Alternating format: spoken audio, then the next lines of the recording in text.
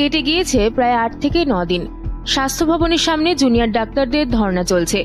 আংশিকভাবে তাদের দাবি পূরণ হয়েছে, কিন্তু সব দাবি পূরণ না হওয়া পর্যন্ত নিজেদের অবস্থানেই অনড় থাকবেন তারা। আন্দোলন চলবে বলে জানিয়েছেন ডাক্তাররা। সেক্ষেত্রে স্বাস্থ্য ভবনের সামনে থেকে ধর্ণা এখনই তুলছেন না তারা। এই পরিস্থিতিতে স্বাস্থ্য ভবন এলাকায় নিরাপত্তা ব্যবস্থা আরো জোরদার করতে চলেছে পুলিশ। পুলিশ সূত্রে খবর, স্বাস্থ্য ভবন এলাকায় আরো সিসিটিভি ক্যামেরা লাগানোর সিদ্ধান্ত নেওয়া হয়েছে। উল্লেখ্য, শনিবার মুখ্যমন্ত্রী সল্টলেক সেক্টর 5-এ ডাক্তারদের ধর্ণা মঞ্চে গিয়েছিলেন। তার ঠিক আগের রাতেই ওই এলাকায় নতুন 14টি সিসি ক্যামেরা বসানো হয়। এবার স্বাস্থ্য ভবনের আশেপাশের রাস্তায় আরো সিসি ক্যামেরা বসানোর জন্য পুলিশের তরফে একটি চিঠি নবদিগন্ত ইন্ডাস্ট্রিয়াল টাউনশিপ অথরিটির কাছে পাঠানো হয়েছে।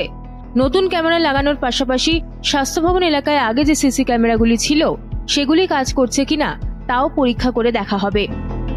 নবদিগন্তের তরফে জানানো হয়েছে, এবার উচ্চ ক্ষমতা সম্পন্ন ক্যামেরা বসানো হবে।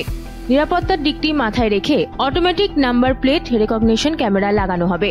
কোন নাম্বারে গাড়ি কোথায় কখন যাচ্ছে, গাড়ির নম্বর প্লেট সব ছবি তুলে রাখবে এই উন্নত মানের ক্যামেরা। পুলিশ সূত্রে খবর, বর্তমানে সল্টলেক সেক্টর 5 এলাকায় 276টি সিসি ক্যামেরা কার্যকর রয়েছে।